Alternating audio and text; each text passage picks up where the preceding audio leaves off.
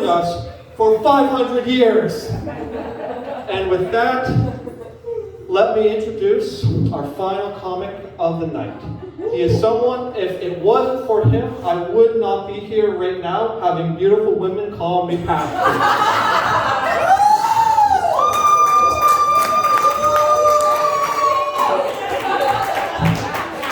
Let me introduce to you my good friend, Jason the Man McIntyre.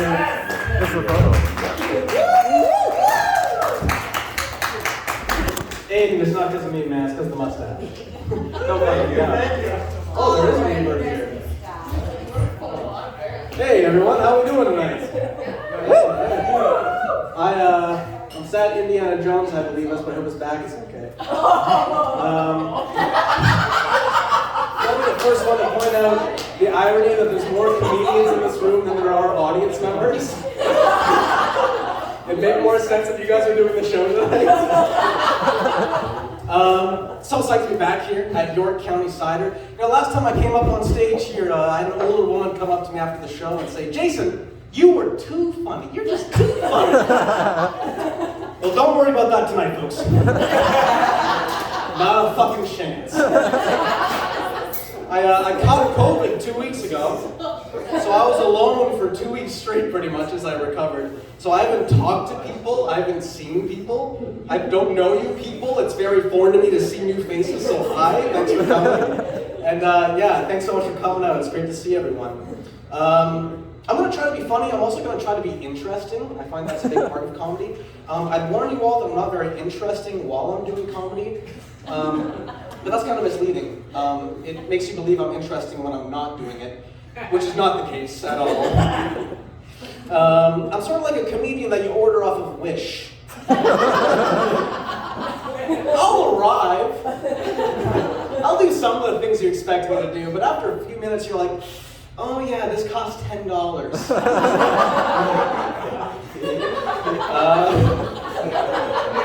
A little bit about me, a little bit about your comedian, before we really get into things. My name's Jason McIntyre. I work at a coffee shop, which is awesome, a local coffee shop, which is great because I love coffee, genuinely. It's a job I actually give a shit about. Speaking of giving shits, I work at a coffee shop. Sorry about that. Second thing you should know about me, my grandfather was a milkman. Not that he delivered it door to door. He was just a big fan of the stuff, you know? He's a milkman! Hey, that's my milk guy over there. I closely resemble the center panel of an Animorphs book cover. And that's all you need to know about me. Thanks so much for coming out. I'm happy to be in front of an audience again. I practiced this set quite a bit in my bedroom with my cat, which was interesting.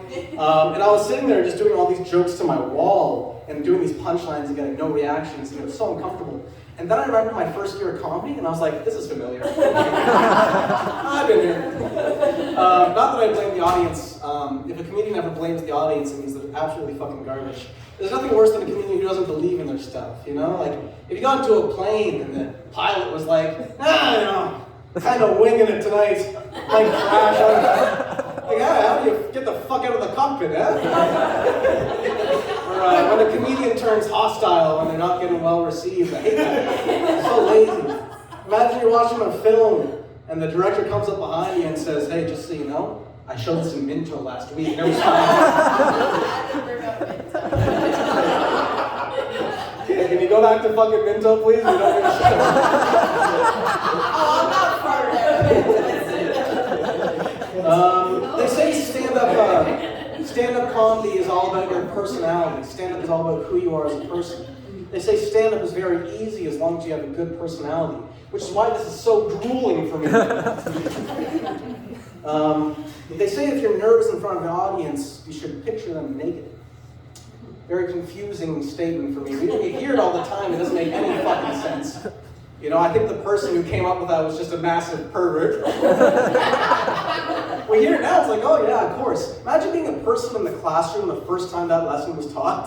Hey, students, public speaking 101, I'll tell you why I'm so chill right now. That's not insightful. You're fucking disgusting. So I'm really relaxed right now. That's because in my mind, you're all wearing 2 coats. Saw a coworker at the mall the other day, and me and this coworker have this relationship where we always fuck with each other. She and I play all these pranks on each other. And I went up behind her and I went, "Blah, what are you doing?" Wasn't my coworker. It was a random woman who I had screamed at in public for no reason.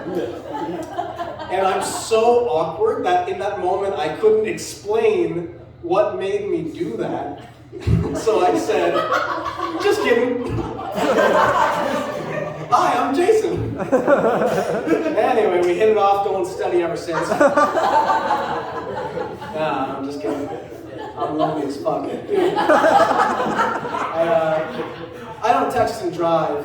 Not because I'm against it, I just have no one to talk to. Got so lonely this week, I started talking back to the robots on Tinder.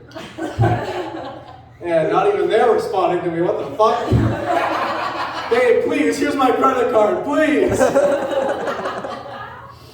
Got a smartwatch this week. That was kind of cool. I don't know. The cool thing about the smartwatch is that it confuses my masturbation for running. So in the eyes of Samsung, I am a marathon runner. In the eyes of society, I am pathetic. It actually logs it as a marathon run. Which is shocking because no one finishes a marathon in 5 seconds. The best part of my waking up ever becomes Folgers in my cup. Please shoot me in the fucking mouth. I have a working theory that 100% of the people who got into beatboxing did it to look cool, and that 0% of them have succeeded. "Well, dude, I'm thinking of learning a new instrument." "Oh, that's great, man.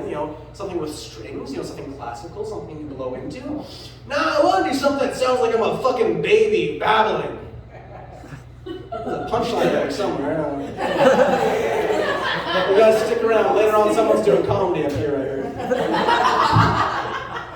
I got my first tattoo this week. Woo! Very cool. I got, thank you.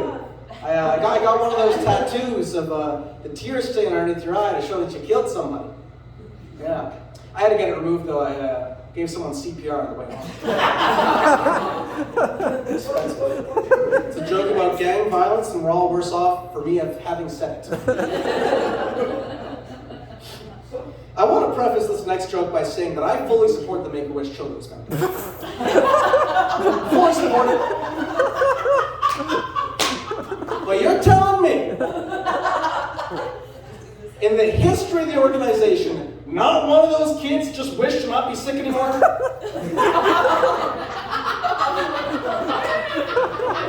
You want to meet a Ghostbuster? That's your one shot? I worked with a comedian like 4 years ago.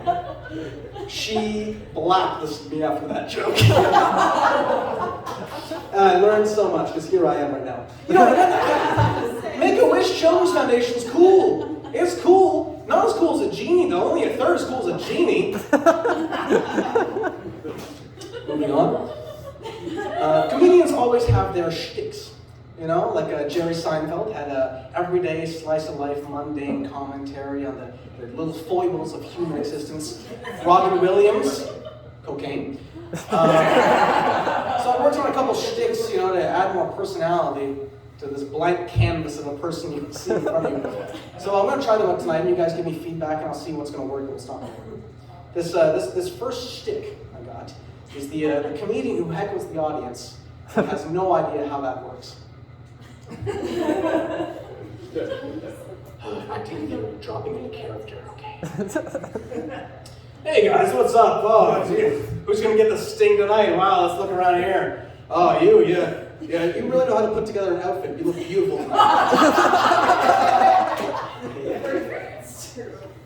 Who else am I gonna really fuck with their night? Hey, Connor over there. Your face is very symmetrical, and I like your eyes. That's character number 1. Character number 2. This guy, this crazy character I'm working on. He gets severe stage fright, but only from the people behind the bar. Hey, everyone, how we doing tonight? Wow, you know, I got a joke for y'all about Panda Bear. Panda Bear is eating his dinner, and he drops it, and he says, oh shoot. That's my second carrot. Thank you. I want to get really serious for you all because this is comedy night, perfect time to get serious. Here's a question, an open-ended question. Do you think, this is perfect because half the room is a comedian, do you think that comedians have an obligation to talk about serious things? It's not a question with an easy answer, and as a student of comedy, I've thought about it quite a bit. And I'll tell you my thoughts on that. I find like a lot of comedians like to get up here and say that we have something to say, you know. I want to let you know, if any entertainer wants to give you their opinion on world events, realize that people don't get into entertainment because they have knowledgeable opinions. People get into entertainment because they weren't held enough as children. And, you know, you need to hear our opinion about world events and social issues as much as you need to hear our opinion about astrophysics. We don't fucking know. We're all stupid. So I'm leaning against that political stuff. And so what kind of comedian am I? You know, I'm not political, don't want to talk about serious stuff. What do I want to do on stage? And I thought about that, and the answer is I want to take on the spiritual role of the musicians on the Titanic. You know, the ship's going down. We all see it. And there's some people running around, oh, wearing the life vest. How do I get my children out of here? And I'm like, how you fuckers feel about the fiddle?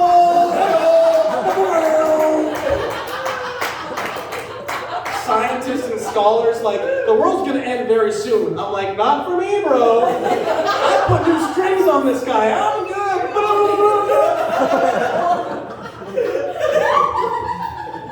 Anyway, all I have to do is play the fiddle up here, so thanks for being stupid enough to fucking listen.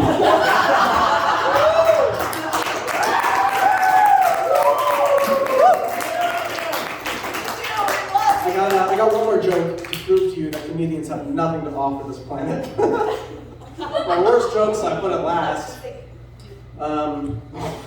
People hate on furries. 90-degree turn. People hate on furries a lot. I don't get it. Personally, I don't get this guy. This guy's like, I got the tail in my closet, tuck that away. I don't understand all the hate. There are a lot of weird kinks out there. Why you gotta hate on furries? You know, they can hate on them all you want. To me, it's a dog eat dog out kind of world. Bye.